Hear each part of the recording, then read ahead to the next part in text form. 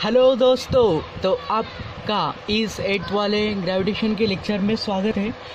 काफ़ी दिनों से मुझे ऐसा लग रहा था कि आपके लिए न्यूमेरिकल सेक्शन पर एक वीडियो बनाया जाए। ये वीडियो बोर्ड के बुक से उठाए हुए नहीं है, ये कॉम्पिटिटिव के लिए आपको काम में आएंगे। यहाँ देख सकते हो NTSC के लिए, ठीक है।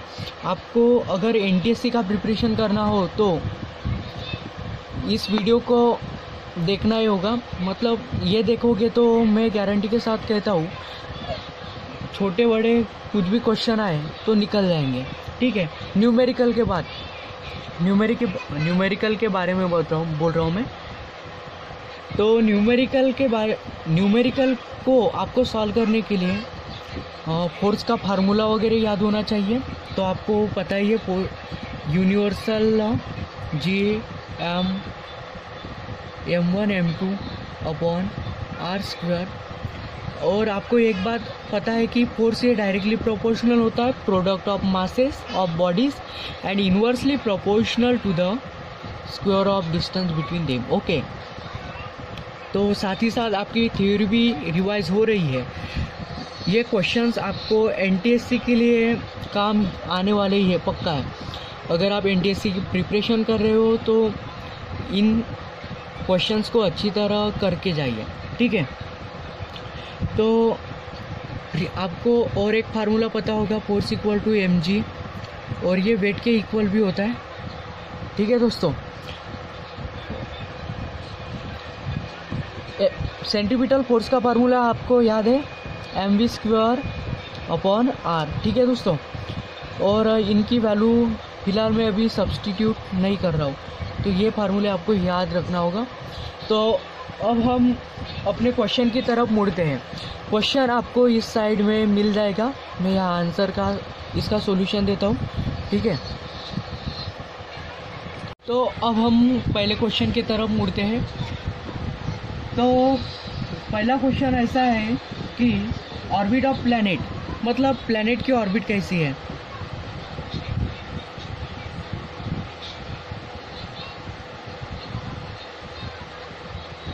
ऑर्बिट ऑफ प्लैनेट कैसी है, तो आपको पता है orbit of planet is elliptical. Okay, this is elliptical shape.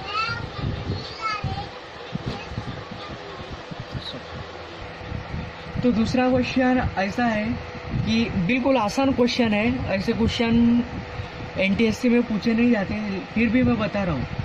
तो ग्रेविटेशन फोर्स से किसने डिस्कवर किया, तो आपको पता ही है सर आइजैक न्यूटन, ठीक है। थर्ड क्वेश्चन देखते हैं, ये बहुत इंटरेस्टिंग क्वेश्चन है। इफ द, आप यहाँ देखो, if the average distance of a planet from the sun is double, then period of revolution will becomes how many times, ठीक है। क्वेश्चन ऐसा है, the average distance of planet, average distance क्या होता, वो होता है r, एवरेज डिस्टेंस। यहाँ मैं एक फार्मूला और लिख लेता हूँ, मतलब केपलर्स का third law, t² is directly proportional to the r³ where r is the mean distance between planet and the sun and t is the period of revolution. Okay friends, तो here what in question what is given, the average distance of planet from the sun is double. तो sun का जो distance था और planet और सन के बीच का जो डिस्टेंस था वो डबल किया जाए, तो पीरियड ऑफ रिवॉल्यूशन कितने टाइम चेंज होगा। तो आप इस इक्वेशन में देखो हमें क्या निकालना है, t² is directly proportional to the r³। अगर हमारा पीरियड ऑफ रिवॉल्यूशन ये डायरेक्टली वैरी हो रहा है, मतलब लीनियरली वैरी हो रहा है, तो अगर हमें क्या निकालना है, period of revolution t equal to question mark, ठीक है फ्रेंड्स। तो यहाँ t² मतलब t is directly proportional to the root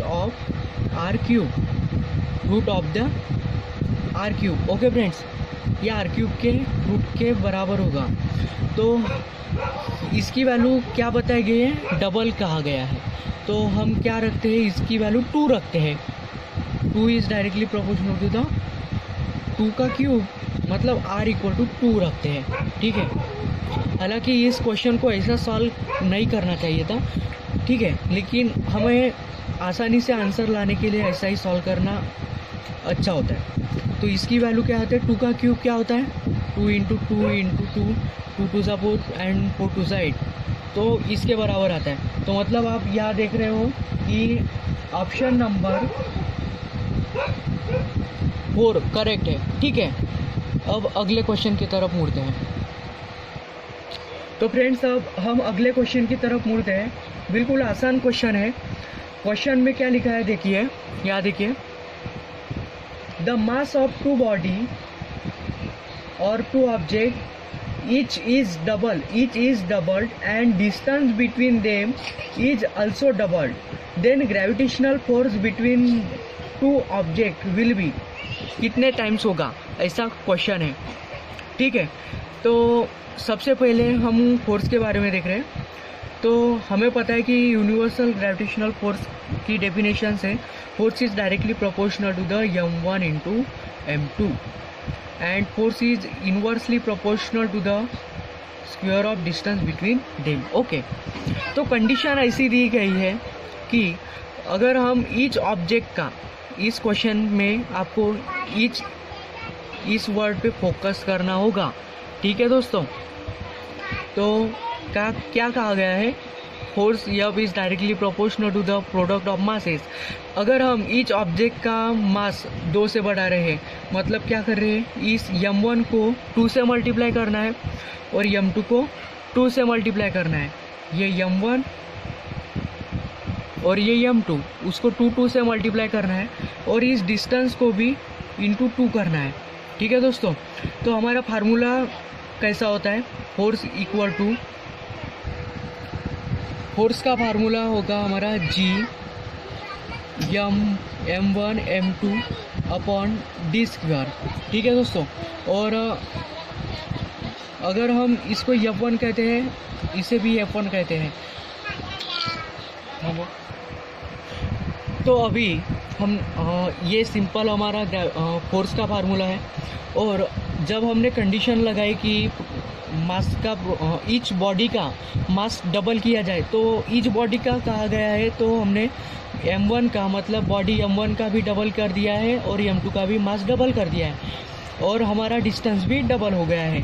तो डिस्टेंस ऐसा नहीं लिखना था मुझे, डिस्टेंस,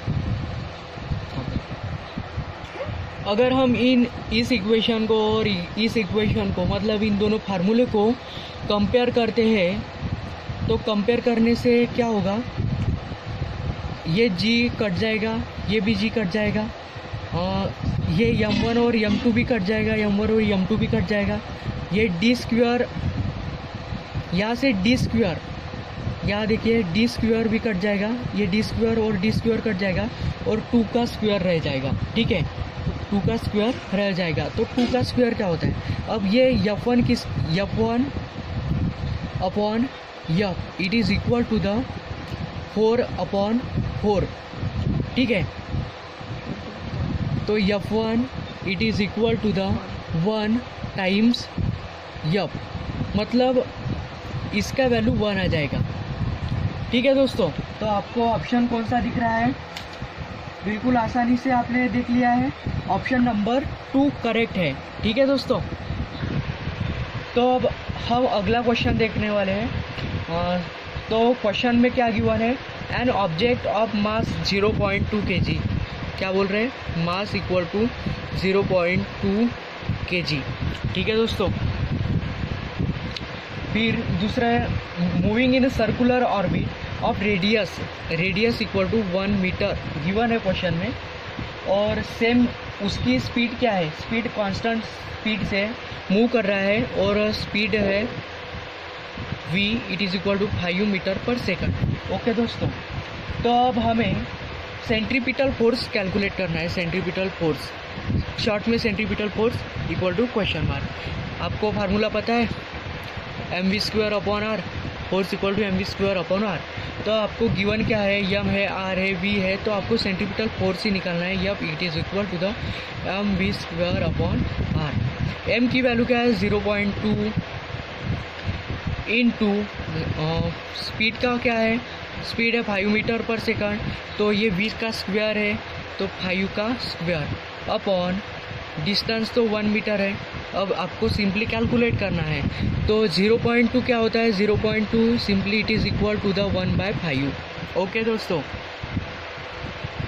तो 1/5 इंटू 25, 5 का स्क्वायर 25 अपॉन 1, तो उसका कुछ वैल्यू नहीं है, तो ये किसके बराबर आ रहा है, 1/5 इंटू 25, ये 5 न्यूटन के बराबर आ रहा है। आपको चमक गया आंसर, चमका क्या? हाँ, कौन सा ऑप्शन है, option number 1 minute, option number 4 correct answer, ठीक है।